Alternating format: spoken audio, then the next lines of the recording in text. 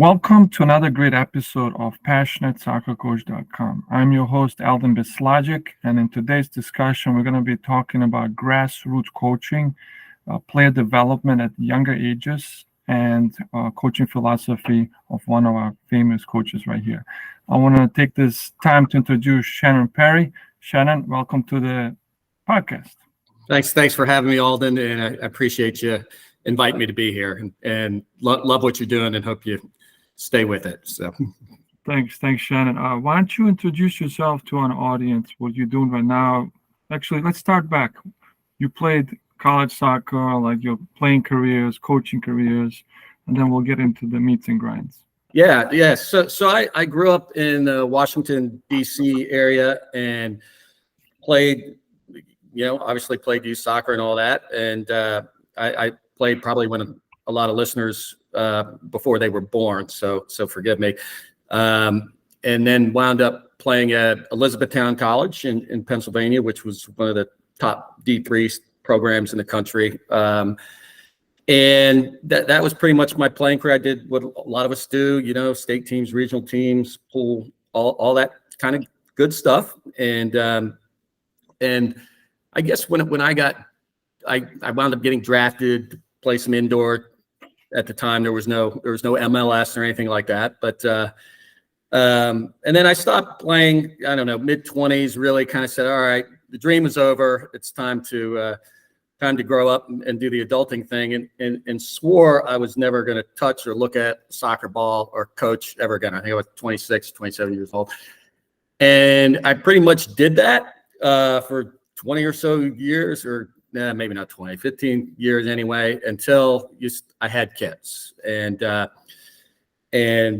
had a daughter who played, tried to play. She was the classic flower picker. She wanted to talk to the other team more than she wanted to play. That was my oldest, which was, kind of weird as someone who grew up around the game, and your first kid has no interest. And then my boys were born after that. I've got 3 kids every other year. And I got asked to coach, or my wife volunteered me to coach some 5-year-old kindergarten team as a typical dad, because I knew something about soccer. And I said, no. I said, I'm not getting near this. I don't want to touch this. This is a bunch of little kids. This has nothing to do with soccer. This is just herding cats. And none of the families understood that. They wanted to teach all this kind of stuff, and I knew that this was not what this was about.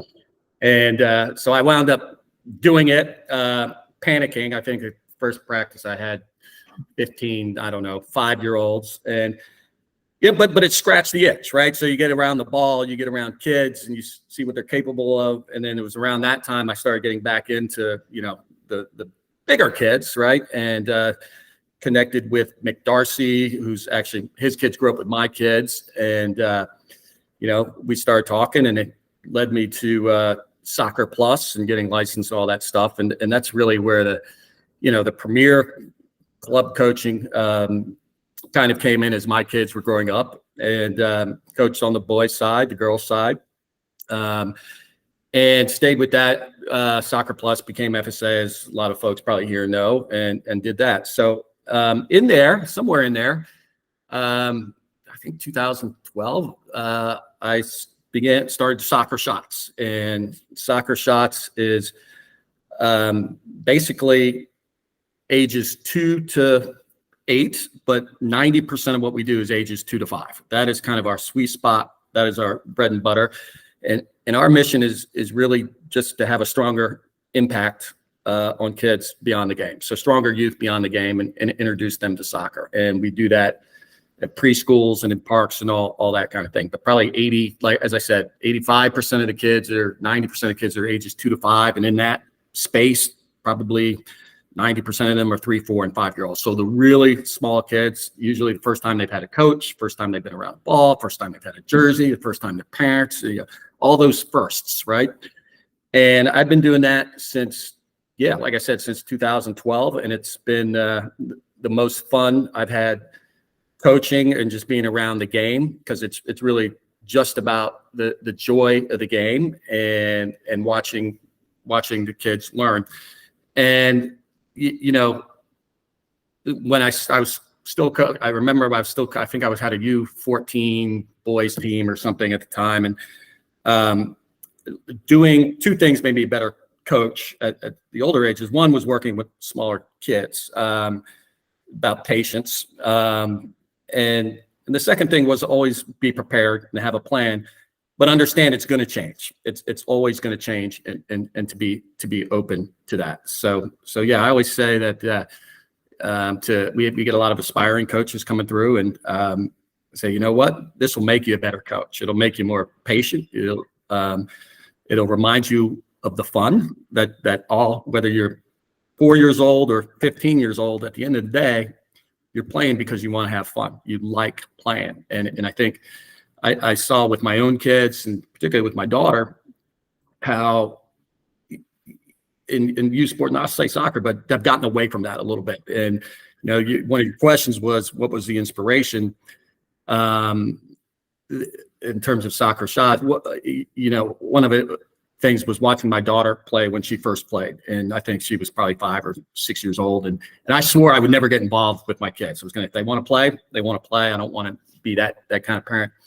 But I sat there and I watched practices over and over and over. And it pained me to watch, because, a couple of folks, they were just at such a young age yelling at the kids, standing in lines. It was so boring. It wasn't tapping into their creativity. And my daughter did not have fun going to practice, right? And it occurred to me that that's the first thing any great player does, is just love the game. If you can get them to love the game, you'd be surprised at what they're capable of doing. And so that was a lot of the inspiration why I just felt like there was a big miss with people trying to coach kids. And a lot of it is, you're not going to the World Cup.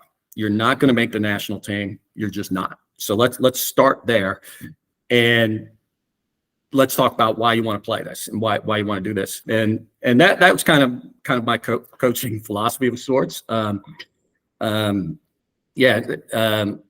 soccer shots is, it's grown since I've been there. We probably have 2,500 kids coming through in our particular seasons, and some of them are going to never play again, and that's okay. Some of them are going to go ballet or gymnastics or piano.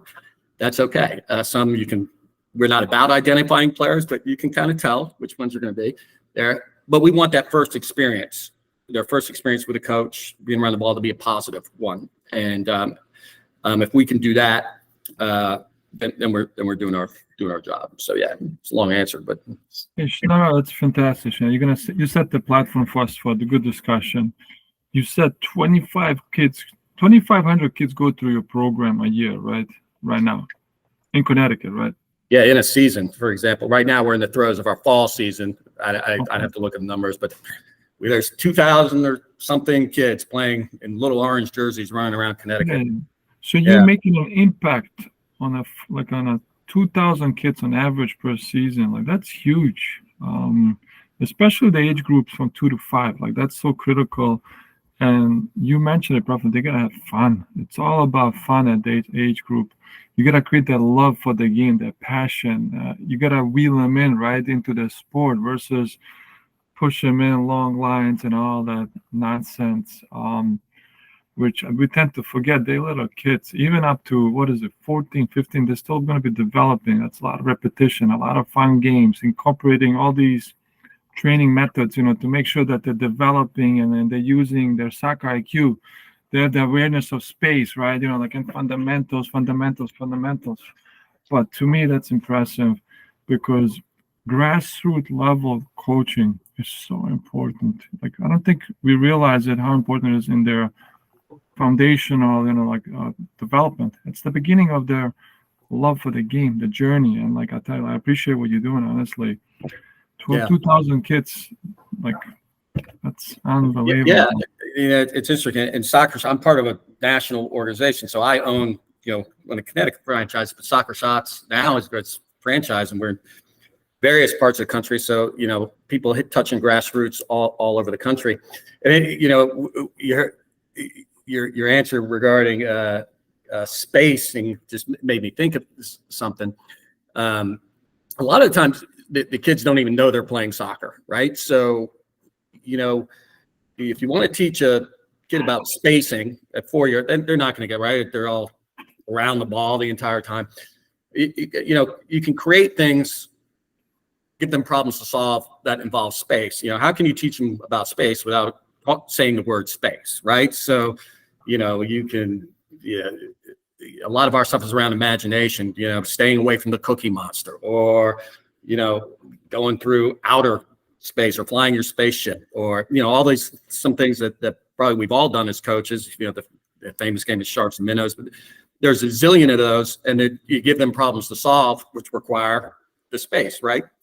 And that's when it gets interesting to them, and then they tap into their imagination. And I think that's what soccer is about at any age, is what's the problem we're trying to solve here? And there's been a lot of things. I used to do this fun thing. I'd be with 4 and 5 year olds or 3 year olds sometimes all day. And then I have to run over to, Tunxus Mead or somewhere and run a practice. And one day I'd said to myself, I'm going to do the exact same thing with these 15-year-old kids. I'm going to give them, we did some goofy game, whatever it was, with 4-year-olds, and we call it Soccer Island, yesterday, do all these things. I'm going to do the exact same thing with these kids. Obviously we'll amp it up a little bit. And they had so much fun at this practice. And, they were doing things that we needed them to work on that day, right? So they, it might have dribbling with their head up and looking for kinds of things. And they were really getting into it. And they were running and tired, as opposed to, so letting them kind of create the adventure, so to speak, of their practice, as opposed to, one of your questions later, for me, just when coaches spend their time talking too much becomes a problem. I believe, I remember, Soccer Plus, Chris Bart Williams, I got to be coach with on a particular team. I was his assistant coach. That was, in a way, the easiest job in the world. Chris was, if those of you who don't know Chris Bart Williams, he was Soccer Plus, played at Nottingham Forest, but he was a tough coach. But he'd go to the practice and almost not say a word during the practice. But he would kind of set the table, let them do whatever they were going to do, and maybe stop halfway and say, okay, why are we succeeding? Why are we not succeeding? How can we make it better? And then he would stop and do nothing for the next 45 minutes. And I'd be, what am I doing here? But, letting the game be the teacher at whatever age, and letting kids and players figure it out. Let them figure it out. So, at Soccer Shots, one of our silly little games is the Cookie Monster. The coach gets in character and they've got to pretend their soccer balls are cookies, and the coach is Cookie Monster, and they're learning a pull back or step over that day. That's the way you get away from the Cookie Monster. They don't know that they're learning these great moves really, but they know it scares a Cookie Monster if you do a step over, pull away, and do all that kind of thing. They're having fun, right? And they're getting better.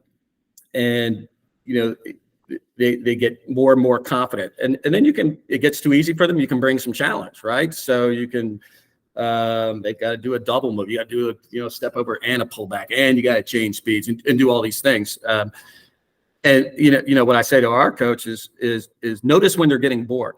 Notice when kids are getting bored, and then bring some challenge. And that's whether you're at 3 and 4 years old, or you're 15, 16, 17, 18 years old. If they're kind of looking around going ho hum, they're probably bored.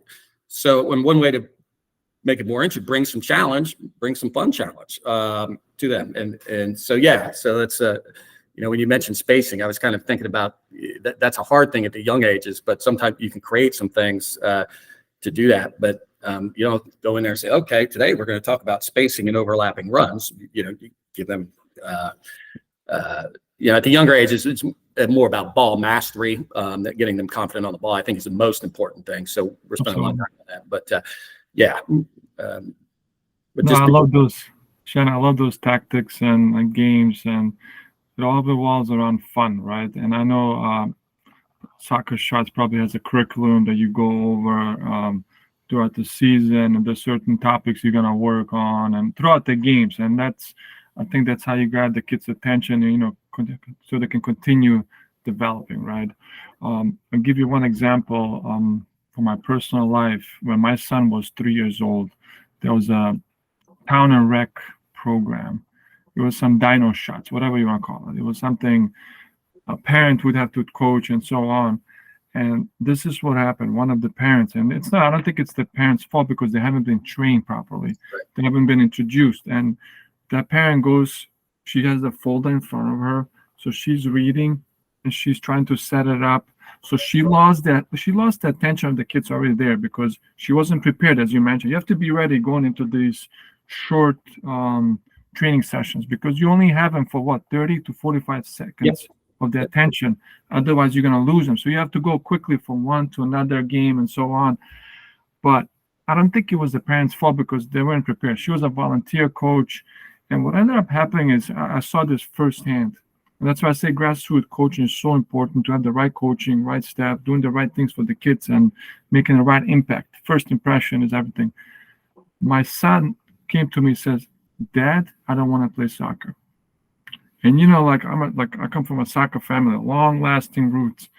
And when your kid tells you that, that's heartbreaking to me. And I said, it's okay. We'll take it easy now. Go shoot, do whatever you got to, because it wasn't the parents' fault because the parent was volunteering, trying to do the right thing, but it wasn't the readiness, like the program. I don't think it was the right program for the kids. It wasn't the right person coaching.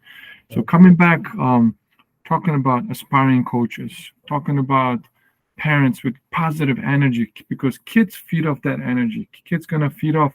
If you go in there and like being miserable and like you don't know what you're talking about, they're gonna feed it. They're gonna be all over you. They're gonna eat your life. Yeah, they are. But if you go in there, get ready to play and get them moving, get them chasing the ball, right? And like you have some games, you have a curriculum that you're gonna follow, incorporate that into it. Make him relate the topic to a game, right? If it's, like you said, Cookie Monster, if it's cops and robbers, if it's dinosaurs chasing eggs or chickens, whatever it is, as long as they have fun and they're moving and dribbling at this age group, it's all about, like you said, challenging accordingly. So what ended up happening is, just like you, I said to my son, "That's fine. You're like, go, you don't need to play." 1 year later, I said, "You know what?" I told to our Premier Club, and I said, "Hey, I want to run your clinic. I want to invite some of the kids and make it all about fun games. Fun. That's all we did." I told the parents, "Hey, we're going to play games. They're going to sound silly, but we're going to work on particular topics. It's going to be dribbling. It's going to be moves. We're going to try to get the ball from here to there. We're going to try to incorporate a little bit passing, like try to hit the targets or whatever it is." Kids had a blast. My son loved it. And that's how you had the spark. The spark was there. Now you have him and he can't get enough, and what I'm trying to say, I really, really appreciate what you guys are doing, what you're standing for. I know back in 2012, as you mentioned, when you started this, I remember the passion you had in your eyes and you were running around trying to make all these sessions because everybody wanted a piece of you. I know this. I remember this really well. So now, like, you are 2,000 kids, and that must be like a lot of coaches. So you have to coach and train everybody, right? It's funny you bring that up. Obviously, you can't have that many and grow that much, and I can't do all that myself. I don't coach as much as I used to. I'm not run. When I started, it was me and a bag of balls and a Honda Civic, I think, and just running around. And so we have a lot of coaches now. In any given season, we got 30 coaches, generally part-time. And the one thing we try to get them to understand, and you alluded, is you're going to have, regardless of what age, but understand you have an impact. You have an impact on every kid you touch every time you're at a practice or session. And you need to honor the impact that you have. Because we all remember our first coach, and we all remember, often in an interview, I'll ask kind of a couple of questions. Tell me about your best coach. Tell me about your worst coach or your role model. And a lot of times their best coach has nothing to do with soccer. They might have been their soccer coach, but didn't play the game or anything like that. But pushed the kid or cared about them, really cared about them as a person. And if you can't do that as a coach, you're not going to have as much fun. They're not going to have as much fun. And fun doesn't mean you have to be silly all the time, but fun can be bringing challenge or really pushing themselves. But understanding the impact you have on kids. And I'll share with you a little story, because sometimes you forget it. You'll be there are days when, oh gosh, these kids, they're driving me nuts. I'm like, I can't take this kid one more minute. And there was a kid I had named Quinn, and never forget him. I had he started when he was 2, and he would show up older 2. And, he'd come in with Tottenham one week, Man U the next week. And he was this little feisty sort of kid. And I had him in the spring and then a fall and another spring. Then he ages out of the program. And several years later, I'm standing at FSA, just getting ready to coach whatever team I had. And FSA was, I was watching a U9s or something practice that we had a few minutes to kill. And this kid comes running over to me, his blonde hair. I immediately knew the face. I didn't remember his name. Coach Shannon.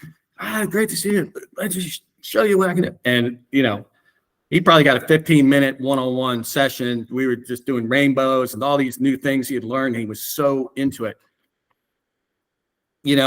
I'd forgotten about him, but he remembered me and he wanted to show me. And I remember some FSA coaches probably looking at it, well, what the heck's going over there, right? Because he literally came bolting. And we were doing this particular, Quinn was at a particular, and I didn't know his name at the time. And his mother and father come walking over, and I said, oh, you're the Coach Shannon we would hear about every single day. And I'm like, that's Quinn talks about you to this day. So you need to understand that there's all those kids coming around, and at the younger ages, we'll get emails from parents, just thank you for making this a safe place. It's so much fun. And you create that safe environment, and safe emotionally, obviously, in terms of danger things, but emotionally safe, where they are free to make mistakes. They are free to learn. That's when they're going to get better, right? They're comfortable in their space. And you can do that at 16 years old. Are you going to be the coach that coaches out of fear, or are you going to, give them a place to thrive and take chances and be that kind of coach? So, that was one of the things I learned. I think when I first started coaching older kids, I probably was a little bit more harder on it, right? I got to do this. You're going to play my way. You did. And then when I started coaching younger kids, what is this? In a soccer game, as you know, you can't call timeout. The players have got to solve their problems out there, and you gotta let them figure it out. And so when I started doing the younger kids and watching them figure out things, and you have to trust the old Joel Embiid. You got to trust the process a little bit, right? And if they don't get it right, let them figure it out. Bring some challenge. And that's okay. So so understanding the impact of what we're doing. So when we're training our coaches early on, don't even talk about soccer a lot in the first hour or so. It's really understanding little people, kids. What motivates them? How do you communicate with them? Do you care about their shoes, their pink shoes she's wearing today, or he's got his lightning fast sneakers? Asking them questions, caring about what they've got outside of soccer. And you can do that with older kids, right? Hey, kid might have a horrible time at high school, or he's getting bullied. Who knows what? Hey, how's school going? What else do you like to do? And if that kid just senses you care a little bit, they'll go to bat. They might play a little bit harder. So yeah. So you mentioned young aspiring coaches. You guys go through training. You train them like how to obviously run the curriculum, what to do, how to engage the little players and make get the practice going, or like the drills. How much time do you spend training them?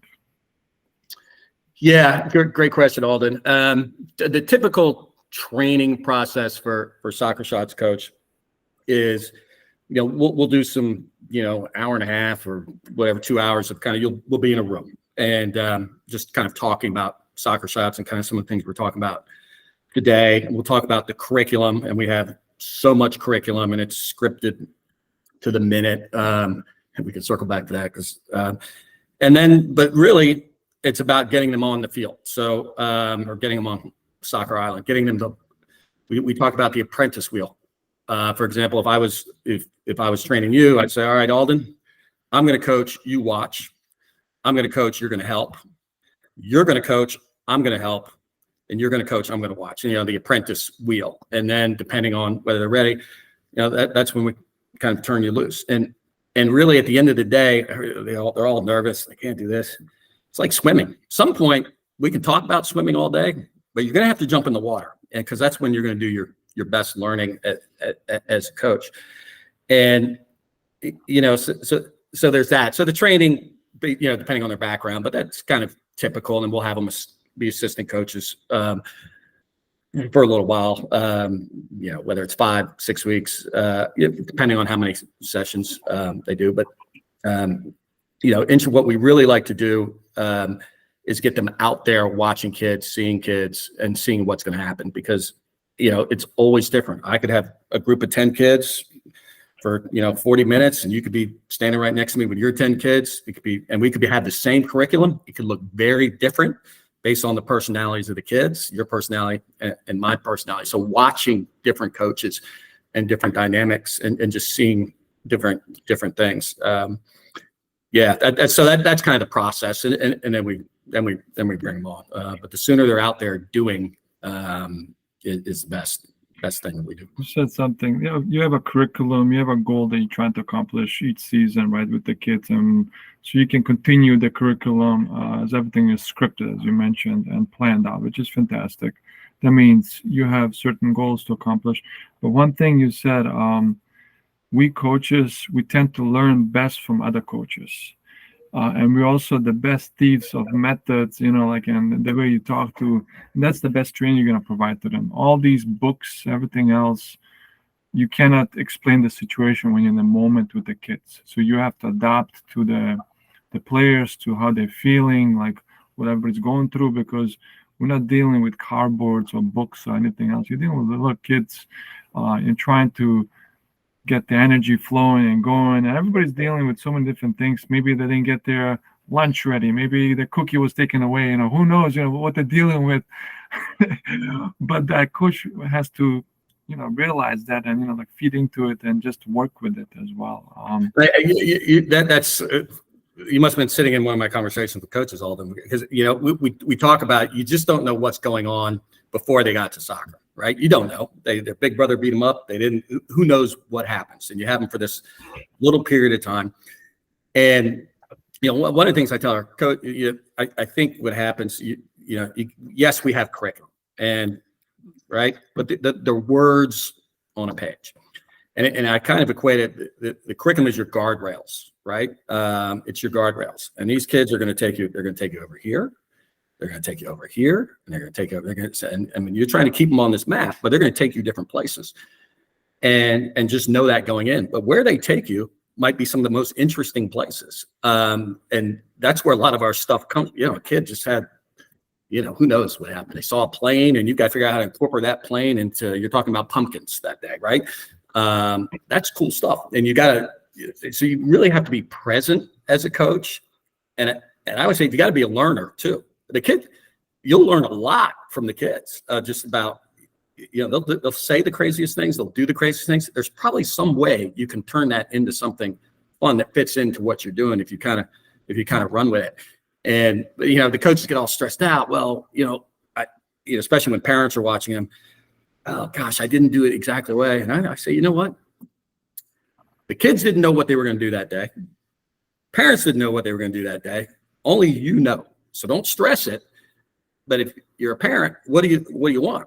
You want your kid to be tired and walking off the field smiling, and the curriculum is there to help you do that. No parent wants to see their kid sitting on a soccer ball for 10 minutes, right? Just every warm up, everything you can do with a ball. And so really trying to emphasize that, and being creative with it. So I think when coaches are trying to get in what they've got to do, I mean, you have to do that to a degree. You miss great opportunities to create new things or build on certain things you do. And, a funny example of that is there was a group, I think this might have been the first year I was doing this, and there was a silly little game. The theme was outer space, and the skill was zigzag, and the cones were, meteors and all this kind. They had to get from Mars to Venus and stay away from Shannon, the space alien. I called myself the Shaley and do all these kinds of things. And, then they had to do it faster and faster, right? And I had done that probably 20 times that week. And, I didn't even need to look at the curriculum by the end of the week. And I got this, da-da-da. And it was a Friday afternoon. I get to this school and I'm setting this up. And, I'm passionate, I'm energetic, I'm getting into it. These kids were not having it. They just, I'm cussing behind my breath. I'm like, WTF, what the hell? This has been my go-to all week, right? I could do this blindfold. And there's that kid who's just yak. Coach Shannon, I gotta tell you something. And all you need to find, trying to redirect and finally say, okay, all right, what's it? And so I went to the dentist yesterday. I said, bam, right there. Okay, these aren't meteors. In my head, I'm going, these aren't meteors. These tall cones, they're dentists. We're going to go from planet chocolate land over to candy land, and we got to stay away from the dentist. Same exact thing we were doing, same exact thing, and they were into it, right? And it was, so they had to do that every single time to the point where I got sick of it. Now, I couldn't have done that on first day, but you kind of recognize where opportunities are. Every time I go somewhere, I'll be looking around. Is that something I can incorporate into what I'm doing? But the skill was the same. The emphasis was the same. Kind of what they needed to do, look out, say, it was all the same. But I listened. I saw that they weren't into it, and maybe I remember. Maybe they just hadn't talked about outer space in school yet, and they had just got all that kind of thing. So kind of knowing what's going on. But I tell that story all the time. Coaches are getting stressed out if something is not working. Don't force it. And if something is working, stay with it. Just if it says 7 minutes or 5 minutes and they love it and it goes 8 minutes, that's great. Let it go and let it run with it. So, yeah. So, one of your things you talked about, advice to coaches, I would say, as much as you're trying to teach, be a learner. What can the players and kids teach you, and be a watcher. Just watch what's going on. Yeah. You touched upon something, parents. One of our main areas is educating parents, which is part of it as well. Do you guys educate the parents what you're trying to accomplish? And I know you mentioned something, parents want to see the kids run, so I get tired. But do you spend time educating them, like, hey, this is a curriculum, this is what we do, this is the plan, we're going to expose them with games. Is that something that you guys do with parents? Yeah. So, and I can't believe we talked this much about soccer shots without talking about that. But, what we also talk about with the parents, and we communicate, we'll let them know the curriculum. We'll send them kind of weekly summaries of what we've done, and kind of the objectives here is we're trying to help create good kids, right? Through sports, right? And I'll say our job is to impact kids. That's our job. A lot of great organizations do that. We just happen to do it through soccer. And so, at every soccer session, there's a word of the day, confidence, teamwork, or something that you weave into that session. And, a lot of times for the kids, it's their first time in a structured sort of thing. So, in a social thing. So, we relay that to parents. I'd say very clearly, we're not about identifying your kid as the next great soccer player. Yes, we want them to learn soccer and get better at it. We want to teach them things, but really our job is to impact the kids. And if they keep playing soccer, great. If they don't, that's great. But are they better kids? And I'll share with you, another, I have so many stories, I could do a TV show, but there was this story I had where it was a group of boys, probably 10 boys, all four. They were energetic. They would wear me out. It was last session. And like I say, every week there's like teamwork respect is always week one, confidence, teamwork, encouragement, all these things. You're weaving all these things. And they always scrimmage a few minutes at the end of the session. Kid calls them in, literally 4 years old, calls his team in. Okay, we got to be confident, encourage each other. It ticks off about 6 or 7 of these words before we play this game. And I'm watching this going, oh my goodness. I actually had to send an email or call a parent and say, I just want you to know what your kid did today. And because it's amazing. And again, I probably spent the season not knowing if I was making a difference with these kids. You know, it's like being a parent. You got to be careful what you do, because if they're not saying it, they're watching you. And you know, with me and my own kids, you know, you go into these parent teacher conferences, you just want to know they're good kids. Yeah, it's great that they're awesome at math, but is he a good kid, right? And that's what we try to do with soccer shots also. And you know, we'll get the emails that we get, the comments we get from parents are inevitably, the coach was passionate and energetic. That's what they love. Coaches know the names, right? They know every kid. They knew passionate, energetic, had fun.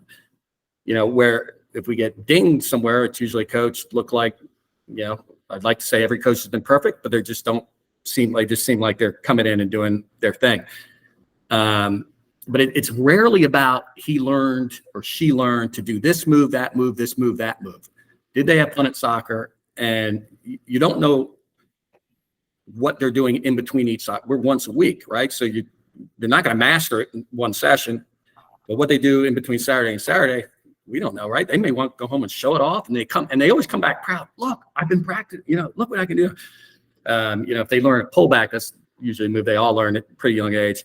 You know, they want to do that in their little scrimmages, and they forget they got to score goals. They just want to they'll do a pullback and look at you and do all those kinds of things. But that's kind of, you know, they're getting confidence and they're getting mastery. So, you know, it's interesting at the younger ages. What's interesting, all those soccer shots did a whole thing on this. I think it's 80% of the kids who sign up at young ages, it's moms. Moms are signing their kids up for these programs. And they, not to stereotype, but the second part of the question was why you're signing them up. It was social stuff. It was learn things for sport. It was stay active. Soccer was like the third or fourth one on there, which was kind of interesting. You know, it's coming out of COVID, being active obviously has been huge, but a lot of it is just, you know, being social with kids and staying active and being in a structured sort of thing and having fun. Well, that's fantastic. If you could go back to your early stages when you started coaching, what would you tell yourself? Like how would you address yourself to the style? I know you mentioned you were more aggressive. You want to, I don't know, like it's like competitiveness. Like when you come out of the competing and then like you get into coaching, you're going to continue competing. It's not the same. What would you tell yourself? What advice would I give myself now? Looking back, boy, I think I would probably say resist the urge to fix everything the second you see it. You know, I'm thinking of this, particularly U17 team I coached before I was doing soccer shots, and you know, I introduced the whatever they're going to do that day. It was a very simple sort of thing, and they weren't getting it. I spent more time trying to get them to get it within, you know, a minute, right? So, you know, we all feel like we know the game a lot. We want to teach the game, but I wish I had, looking back on it, let the game be the teach. Let it play out. Let it play out a little bit. I think that's partly, for me, it's partly, you know, I played other sports, basketball. It's kind of the Americanization of athletes is, you know, they grow up baseball where you're coached every single session. Football, there's so much coaching. I think in soccer, it's a little bit different. You know, as I said earlier, and you know, you got to let the game be the teacher. I probably would do that over again. And you know, to any aspiring coach, you got to have passion. I mean, I had it. I've always had it. But there's going to be days you hate it. There's going to be days you just don't want to be there, and you got to find it, right? And if you don't have the passion, coaching, it's hard at any level, right? It's a grind. You got to love what you're doing and understanding the impact. There's a lot of times the rewards are later. It's a kid, you know, who's going to college and wants you to write a recommendation, right? That's awesome. Or the story I told earlier, you don't see that payoff until later. So yeah. So I would say, you know, I'd say watch more, talk less. Watch other coaches. just watch other coaches. Awesome. Where can parents find Soccer Shots? Connecticut or nationwide? Where can they find you guys? Soccershots.com and in Connecticut, soccershots.com /Connecticut. But if, and in Connecticut now, there's actually a new franchise, relatively new, down in Fairfield County, who's run very well run. So you type in your zip code, it'll show you offerings that are going on. So yeah. Okay, fantastic. You guys partner up with schools. You partner up with kindergarten centers, right? All that stuff, like, and that's pretty much you offering those programs at. Is that correct?